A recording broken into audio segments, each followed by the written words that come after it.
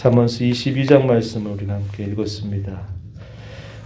이 잠언서 22장 16절까지 쭉 이어지는 이 말씀의 내용은 제 두 번째 잠언집에 해당되는 말씀입니다. 우리가 앞에서 잠언서 전체의 서론적인 말씀 그리고 주제와 관계된 말씀을 우리가 앞에서 읽고 1장 8절에서부터 9장까지 그 제1잠언집이다.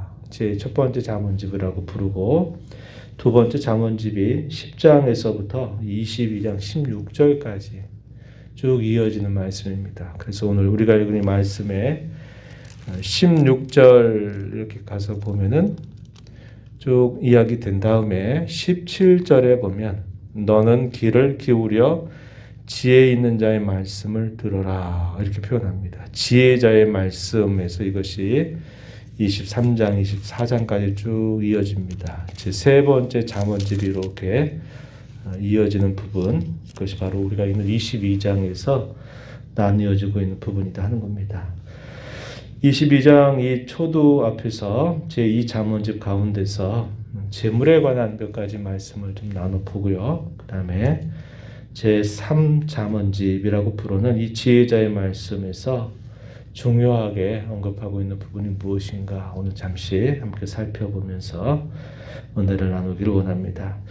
재물에 관한 말씀들도 우리가 앞에서 많이 사이사이 읽어왔던 말씀들이 있었는데요. 우리가 읽은 본문에 보면은 재물에 관한 말씀들을 우리가 몇 가지 확인합니다. 1절 말씀으로 가서 보면은 많은 재물보다 명예를 택할 것이다. 은이나 금보다 은총을 더욱 택할 것이다. 이렇게 표현했습니다. 우리가 앞에서 읽었던 말씀 가운데서는 재물이나 그 어떤 것보다도 지혜를 얻기를 더 힘써라. 이것이 더 소중하다, 귀하다라는 말을 여러 차례 함께 읽은 바가 있습니다.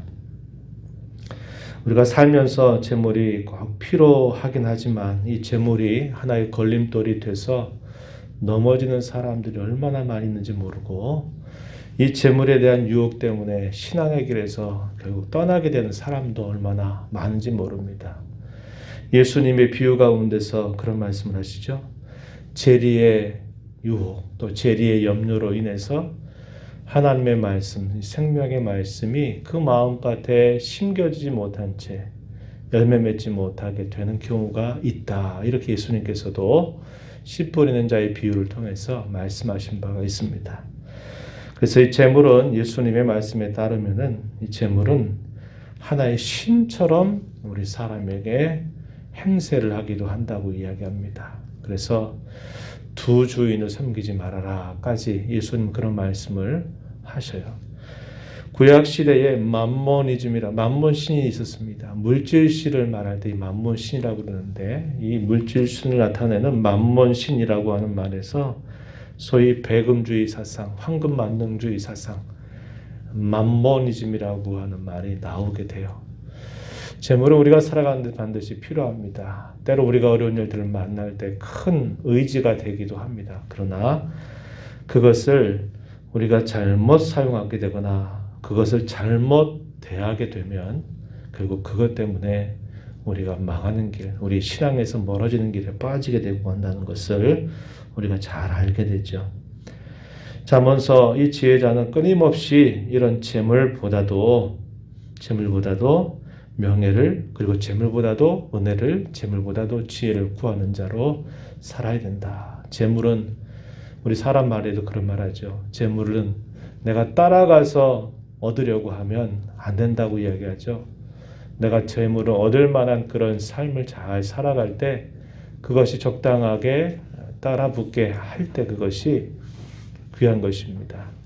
우리가 앞에서 읽은 말씀 중에도 그러죠. 여호와께서 주시는 복은 우리에게 어떤 염려 그런 것들을 가지고 주시는 복이 아니라 그런 것 없이 주시는 복이다라고도 이야기를 하십니다. 하나님께서 우리에게 적당한 것을 베풀어 주시고 내를 주실 때 그것이 아무런 문제가 안 생기지 우리 이것을 쫓아가려고 하거나 여기에 어떤 마음들을 품게 되면 그것이 결국 부작용이 일어나고 장애물이 돼서 걸려 넘어지게 되는 일들이 늘 있게 된다는 것을 알게 됩니다. 2절 이어지는 말씀에 보면은 이렇게 말해요.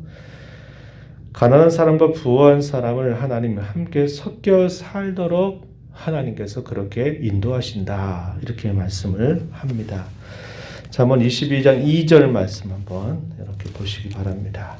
가난한 자와 부한 자가 함께 살거니와 그 모두를 지으신 이는 여호와시니라.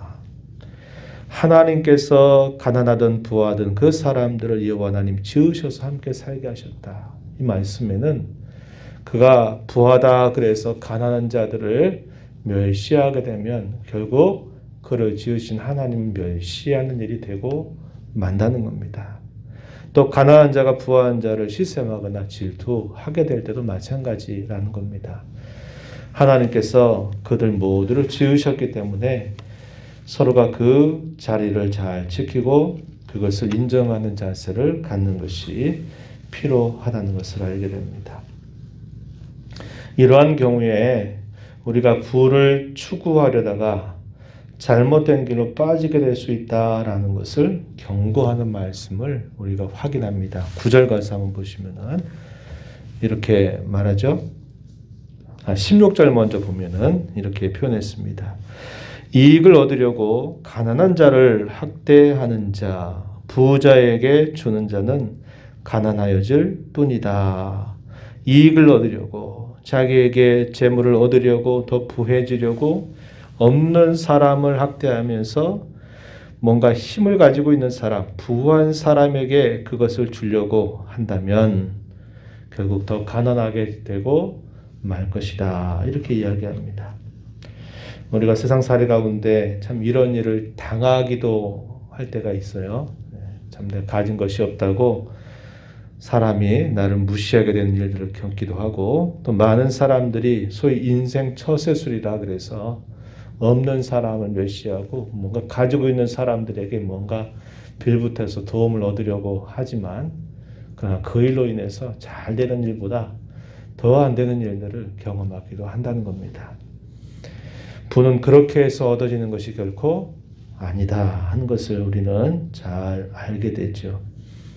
9절로 가서 보면은 이렇게 표현했습니다. 선한 눈을 가진 자는 복을 받으리니 이는 양식을 가난한 자에게 주민이라. 자기가 가진 것이 있게 될 때 어려운 사람을 향해서 기꺼이 나누는 그런 사람, 이런 사람은 복을 받은 사람이고 선한 눈을 가진 사람이다. 이렇게 우리에게 알려줍니다. 하나님께서 부한 사람과 가난한 사람을 함께 두신 그런 이유 가운데는 서로가 서로를 돌보고 나누는 그런 일들의 마음을 기울일 것을 의도하시기도 한다 하는 겁니다. 이러한 마음을 가지고 우리가 이 땅을 살아가는 지혜로운 사람이 되어야 하겠다 하는 겁니다. 우리가 뒤에 가서 읽게 되겠지만 잠언서 30장 7절로부터 9절 말씀에 보면은 내가 살아생전에 여호와 하나님에게 두 가지를 달라고 기도를 올리죠. 내가 너무 부하게도 마시고 너무 가난하게도 말아달라고 기도합니다. 부하면 그것 때문에 하나님의 은혜를 내가 잊어버리고 교만할까 해서 내가 두렵고, 지나치게 가난한 것으로 인해서 내가 잘못된 또 죄를 범하게 될까봐 내가 두려우니 내게 너무 부하게도 내게 너무 가난하게도 하지 말아달라라고 올리는 기도도 우리가 기억하게 됩니다. 4절 말씀으로 가서 보면은 이렇게 이야기합니다. 겸손과 여호와를 경외함의 보상이 재물과 영광과 생명이다. 늘 하나님 앞에 겸손한 자로 살아가는 사람, 하나님을 경외하면서 주위 어떤 사람들에 대해서도 지나치게 가진 것으로 교만하거나 또 가진 것이 없는 사람들에 대해서 멸시하는 태도를 갖지 않고 그들을 존중하게 여기는 그런 자세로 살아간다면 재물과 영광과 생명이 그에게 더해질 것이다 라고 우리에게 가르쳐 주고 있다는 겁니다. 이러한 말씀들을 우리가 마음에 잘 기억하면서 우리에게 조금 부족하다 하더라도 그것으로 인해서, 또 우리가 조금 넉넉하다 해서 그것으로 인해서 하나님 앞에 죄를 범하는 자로 살기보다는 항상 서로 돌보고 나누는 그런 자세를 갖는 것이 하나님을 섬기는 자의 마땅한 도리임을 알게 되고, 그러한 자들에게 하나님께서는 복과 은혜를 더해 주신다라는 것을 우리에게 가르쳐 주고 있습니다. 이제 뒷부분으로 가서요, 이제 제3잠언집에 해당되는 부분 말씀은 잠시 짚어보겠습니다. 17절 가서 보면은 제3잠언집을 시작하면서 이렇게 이야기합니다. 너는 귀를 기울여 지혜 있는 자의 말씀을 들어라. 내 지식의 마음을 두어라. 이것을 내 속에 보존하라. 내 입술 위에 함께 있게 하라. 이것이 아름답다라고 말씀을 합니다. 지혜자의 말씀에 대해서 귀를 기울여서 들어라. 마음을 거기에 두어라. 그것을 내 속에 잘 간직해라. 그것이 내 입술에 있게 해라. 이렇게 이야기합니다. 이 지혜자의 말씀을 우리가 쉽게 하나님의 말씀으로 받아들이면 됩니다. 하나님의 말씀에 대해서 귀를 기울여 들어라. 한 귀로 듣고 한 귀로 흘려보내지 말고 귀를 쫑긋 세워서 그 귀를 기울여서 듣는 자세를 갖고 그 하나님의 말씀에 내 마음을 실어라. 내 마음을 둬라. 내 마음의 중심을 거기에 쏟아라. 이렇게 이야기합니다. 그것을 잘 간직해라. 잊지 말아라. 잊지 않도록 마음에 되새기라. 이렇게 이야기하죠. 그리고 그 말씀이 내 입술에 늘 가까이 있게 해라. 베드로 사도는 성도들에게 그런 말을 하죠. 내가 봉사하려면 하나님께서 공급하시는 힘으로 봉사해라. 내가 말하려면 하나님의 말씀을 말하는 것과 같이 말해라. 이렇게 이야기를 해줍니다. 우리가 마치 바리새인이나 당시의 종교 지도자들처럼 자기를 자랑하기 위해서 말씀을 가지고 읊조리고 말씀을 가지고 훈계하려고 하고 그걸 말하는 것이 아니라 항상 내 입술에 주의 말씀에 초점을 맞추어서 주의 말씀을 항상 되새기고 읊조리고 그 말씀을 따라 말하는 일에 힘을 기울이라고 우리에게 이야기해 줍니다. 이렇게 강조하는 그 목적에 대해서 두 가지를 이야기하는데 19절에 보면 여호와를 의리하게 하기 위함이다. 이렇게 표현했습니다. 19절에 내가 내게 여호와를 의리하게 하려 하여 내게 알게 한다. 이렇게 표현했고요. 21절 가서 보면 이렇게 말합니다. 진리의 확실한 말씀을 깨닫게 하며 너를 보내는 자에게 진리의 말씀으로 회답하게 하려 함이다. 이렇게 이야기합니다. 여기서 중요한 표현, 잘 깨닫게 한다라는 말이죠. 깨닫는다 이 말은 마치 그와 같은 표현으로 이해하면 됩니다. 자녀를 기르다 보면은 그 자녀가 자라가잖아요. 근데 자라가는 과정에서 철이 없어요. 철이 없고 그냥 쭉 자라갑니다. 그러다가 이제 나이가 들고 어떤 어려운 일들을 만나고 생각이 깊어지고 경험하면서 소위 철이 들어간다 그러죠. 철이 들어가면 이제 생각이 바뀌어요. 부모를 대하는 태도도 바뀌고 살아가는 그 삶의 자세가 바뀌게 됩니다.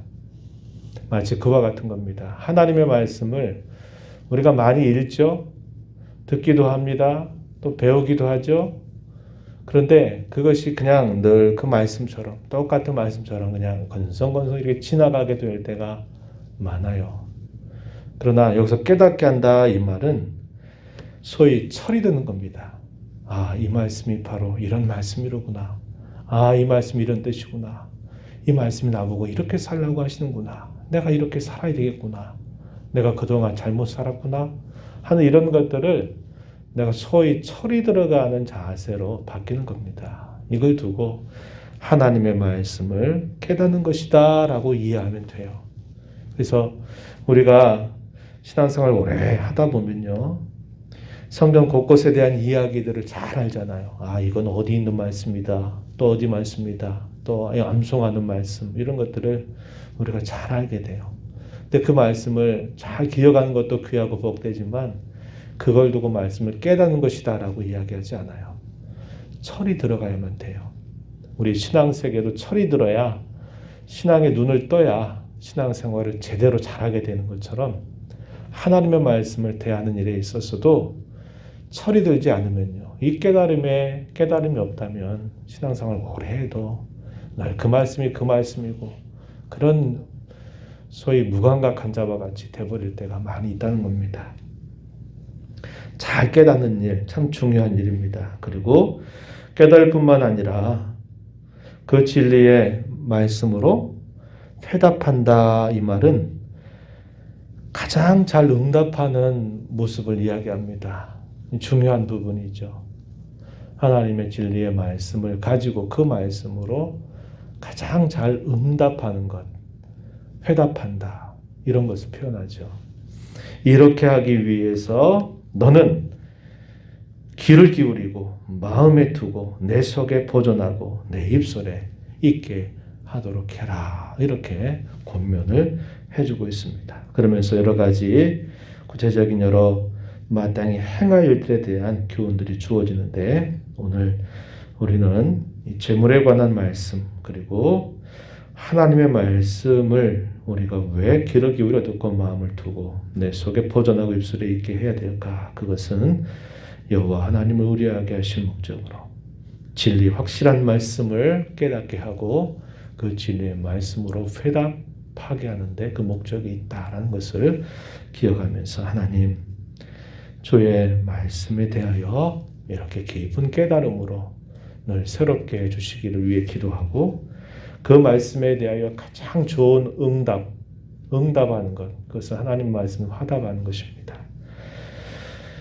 우리가 주일날에 예배에 관계에서 이야기할 때 예배는 하나님과의 만남이고 그 만남은 곧 교제하는 것이다. 하나님 우리에게 주시는 것에 대해서 또 우리가 하나님 앞에 드리는 것에 대해서 서로 교류하면서 그분과 깊이 만나는 것이 곧 예배다. 그런 말씀을 드렸습니다.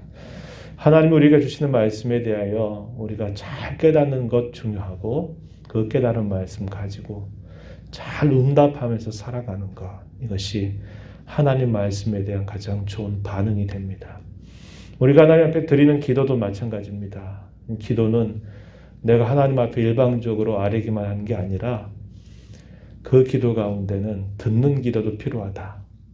기도하면서 하나님이 뭘 원하시는지 내가 원하는 것, 내가 바라는 것만 일방적으로 말씀드리고 끝나는 것이 아니라 하나님이 내 이런 상황 속에 뭘 기대하고 원하시는지를 조용히 묵상하고 듣고 하는 자세도 필요합니다. 그것이 기도를 통해서 하나님과 교제하는 것이에요.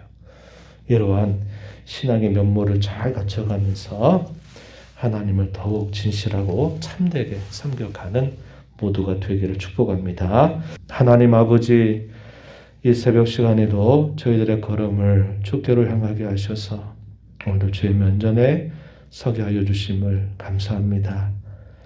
아침마다 주님의 인자하심 또 밤마다 주의 성실하심을 베풀어 주셔서 우리는 늘 쉼을 가져야만 되지만 하나님 언제나 주무시지도 아니하시고 우리를 분초 동안 놓지 아니하시고 우리의 생명을 붙들어 주시는 분이십니다. 오늘도 생명 받아서 주 앞에 나와서 찬양을 드리며 또 기도를 올리며 또 주의 말씀을 함께 듣게 하셨사오니 저희들에게 크신 은혜를 베풀어 주옵시고 특별히 이 땅에 살면서 재물로 인하여 저희들이 걸려 넘어지는 삶이 되지 않도록 인도하시고 재물을 잘 다스려서 그것을 통해서 하나님을 기쁘시게 해드리는 삶을 살아가는 저희 모두가 되게 하시고 하나님의 말씀에 관하여 귀를 잘 기울여 들을 뿐만 아니라 마음에 잘 새기고 간직하고 그 말씀이 우리 입술에 늘 있게 하여 주셔서 하나님을 의뢰하고 경외하는 자로 살게 하시고 또한 말씀을 잘 깨달아서 그 말씀에 가장 잘 응답하며 살아가는 복된 삶이 되도록 저희들에게 은혜를 더하여 주옵소서. 은혜의 보좌 앞에 나와서 아버지 은혜를 간절하게 구하는 모든 심령들을 주께서 기뻐 받으시고 간구에 귀를 기울여 주시고 기도 가운데 주와 교제하는 귀한 시간이 되게 하시고 이 하루 주와 동행하는 삶을 살아가도록 저희들을 붙들어 주옵소서. 귀하신 예수님 이름으로 기도하옵나이다. 아멘.